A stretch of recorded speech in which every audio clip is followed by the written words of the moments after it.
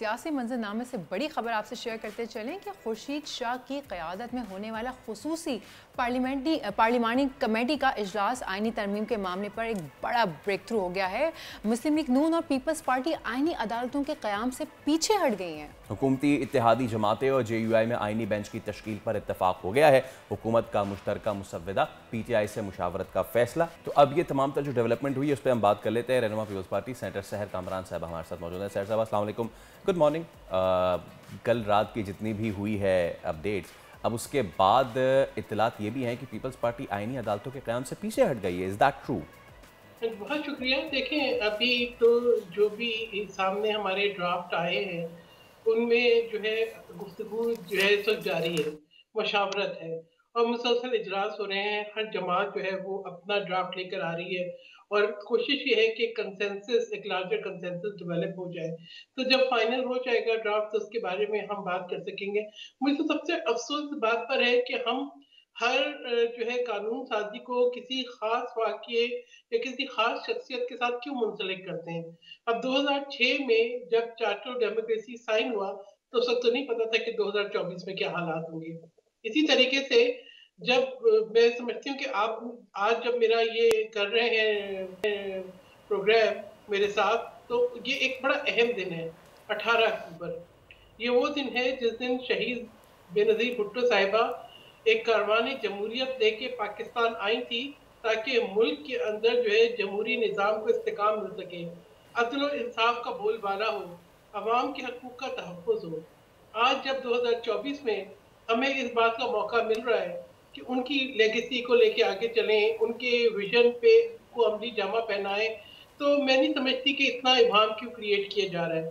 تو تھوڑا تحمل کے ساتھ، اور سب سے بڑی بات یہ ہے کہ جس طرح کی گفتگو ہوتی رہی کہ پتہ نہیں کسی سے زور زبردستی کر لیں گے، کسی کو توڑ جوڑ لیں گے، یہ ایک اوپن ووٹ ہونا ہے، ٹھیک ہے؟ اور اگر یہی سب کچھ کرنا ہوتا تو یہ بہت پہلے ہو جاتا، پھر اتنی مشاورت کی، اتنی گفتگو کی ضرورت نہیں تھی۔ اب اسپیشل کمیٹی بنی ہے، اس میں تمام جماعتیں اپوزیشن کی اور جو ہے حکومت کی، اور حکومت کے ساتھ جو اتحادی ہیں وہ شامل ہیں۔ سب کے ساتھ ہر جو ہے وہ جو شک ہے، ہر نقطے کے اوپر گفتگو ہو رہی ہے اور ایک کنسنسس بلڈ ہونے کی کوشش ہو رہی ہے۔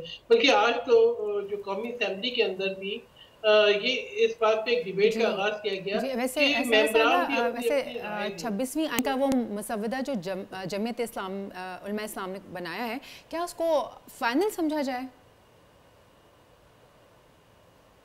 دیکھیں اس وقت، دیکھیں ہر جماعت کی اپنی ایک سوچ اور ایک اپنا منشور ہوتا ہے۔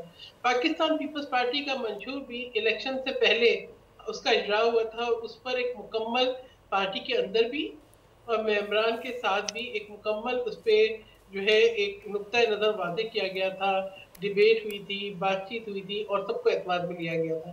تو پیپلز پارٹی کا اپنا ایک منشور ہے، جے یو آئی کا اپنا منشور ہوگا، پی ٹی آئی کا اپنا منشور ہوگا، اسی طرح سے پی ایم ایل این کا اپنا منشور ہوگا۔ باقی جو جماعتیں ایم کیو ایم ہے، سب کے اپنے اپنے منشور کے نکات ہیں۔ میں سمجھتی ہوں ایک سنہری موقع ہے کہ ہم اپنے جو ذاتی انٹرسٹ ہے ان سے بالا تر ہو کے پاکستان کے لیے، اس ملک کے لیے، اس ملک کی میں انصاف کی بالادستی کے لیے۔ اب کیا کہہ رہے ہیں چیئرمین بلال بھٹو زرداری؟ وہ یہ کہہ رہے ہیں کہ ہمیں اتنی تو برابری دے دیں، اتنی تو ایکویلٹی دے دیں جو فیئرنیس کو اور جسٹس کو انشور کرے، فیئرنیس کو اور جسٹس کو اپہولڈ کرے۔ میں سمجھتی ہوں یہ جائز ڈیمانڈ ہے۔ بالکل یہ جائز ڈیمانڈ ہے سحر صاحبہ۔ اچھا ایک چیز یہ بھی، اور وہ یہ کہ گزشتہ رات مولانا بیرسٹر گوہر میں عام بیٹھک ہوئی، اب جو حکومتی مسودہ تھا نا اس پہ گفتگو ہوئی، اب کیا مولانا کی رضامندی کے ساتھ آپ اور نواز لیگ اپوزیشن کو منا پائیں گے؟ میں تو اس وقت کہوں گی کہ تحریک انصاف سے کہ بس اب انتشار کی راہ چھوڑ دیں۔ اب ایک آپ کو بھی موقع ملا ہے کہ اپنا ایک مثبت کردار، ایک فعال کردار ادا کریں، پارلیمان میں تو کریں، اس کو محض مخالفت در مخالفت نہ بنائیں۔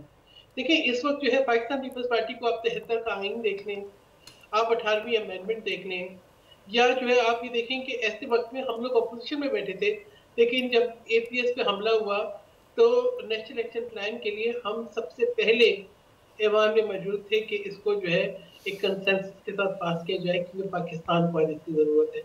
आज पाकिस्तान को ज़रूरत है अदल इंसाफ की, आज पाकिस्तान की आवाम को ज़रूरत है अदल इंसाफ की।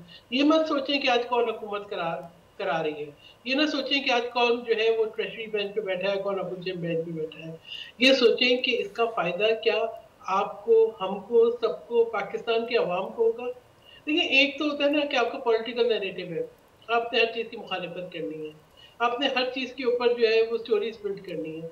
एक ये होता है हकीकत के साथ हमने इस ऐवान में ओथ लिया है, हमने हल्फ लिया है, तो हमें उसको सामने रख के कानून साजी करनी चाहिए। मत जोड़े इसको शख्सियात से, कोई अब्दी तौर पर रहने वाला नहीं जी, है। सही कह रही हैं आप।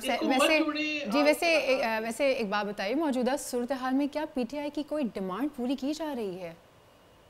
पता था कि उसके बाद जो है आप कोई वाज़ेह तौर पर उन्होंने ये कहा था कि वो कल ये कहा था कि आज वो अपना इजलास करेंगे, आज ये कह रहे थे कि उनको शाम पे मिलना है जेयूआई के साथ, तो ज़रूर मिलें।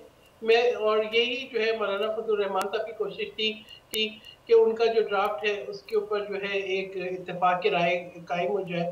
तो देखिए, ज़रूर मिले, ये मीटिंग अच्छी बात है, मशावरत बहुत अच्छी चीज़ है। अगर मशावरत के साथ एक चीज़ बिल्कुल इत्तेफाक की राय से हो जाती तो मैं समझती, मैं पूरे ऐवान को भी मुबारकबाद दूंगी, पाकिस्तान को भी मुबारकबाद दूंगी। ये किस कानून की किताब में लिखा है कि अगर बेहतरी की गुंजाइश हो तो कोई बेहतरी ना हो? ये कहाँ पे लिखा है कि पार्लियामान जो है वो कानून साजी ना करे? कानून साजी करना पार्लियामान की जिम्मेदारी है। और ये कहाँ पे लिखा है कि मैं कानून साजी करूं तो दुरुस्त है, आप करें तो गलत है, आप करें तो दुरुस्त है, मैं करूं तो गलत है? देखिए, बात ये है कि कानून साजी है ना, मतलब एक कानून बनता है, उसका इतलाक कैसे होता है, उसकी इम्प्लीमेंटेशन कैसे होती है। मसला ये है कि तहरीके इंसाफ ने अपने ज़हन में कुछ शख्सियात, कुछ वाक़यात बिठाए हुए हैं, और उससे ज़्यादा मैं समझती हूँ कि वो मीडिया में रहने के लिए, एक पॉलिटिकल नैरेटिव बिल्ड करने के लिए भी वो जो है वो एक ऐसी राह अपनाते हैं जो शायद सिर्फ मुखालिफत की राह हो, वरना या तो ये कहा गया हो कि जी आपसे हम मुशावरत ही नहीं करते, हम बाला जो है कोई आपसे के बगैर कोई लेकर आएंगे कानून साजी, कोई तरमीम लेकर आएंगे और उसको मंजूर करा लेंगे। नहीं, आप पूरे अमल में शामिल हैं तो एतराफ़ करें ना कि आप शामिल हैं, आपको मौका मिल रहा है। फिर आप ये भी कह रहे हैं कि मुशावरत कर रहे हैं, आप ये भी कह रहे हैं कि हम अपना ड्राफ्ट लेकर आ रहे हैं, इसका मतलब है कि you are part and parcel of it, आप इससे अलग नहीं है। फिर देखिए, जो काम आपने करना है उसको फिर पूरी जिम्मेदारी से करें ना, फिर उसको एक्सेप्ट करके करें, फिर उससे आप इनराफ भी करें और फिर वो करें भी। तो मैं कहती हूँ ये वाला जो है ना, ये वाला रास्ता ये थोड़ा सा जो है वो ऐसा है कि काबिल कबूल नहीं है। ये आप इस तरह का रवैया जो है ये नुकसानदेह है, आपके लिए भी नुकसानदेह है और पार्लियामान की इज्जत और वक़ार के लिए भी नुकसानदेह है। जब भी देखिए, एक कानून साजी आज आपको तकलीफ लगती है, कल वो आपके हक में आ जाती है। तो ये ज़रूरी नहीं है कि हम हर जो है वो आईनी आर्टिकल की तशरीह अपने मकासद और अपने मफादात को रख के करें। एक लॉन्ग टर्म इंटरेस्ट भी होते हैं, नेशनल इंटरेस्ट, उनको सामने रखना चाहिए। अदालती निज़ाम को दुरुस्त होने की ज़रूरत है।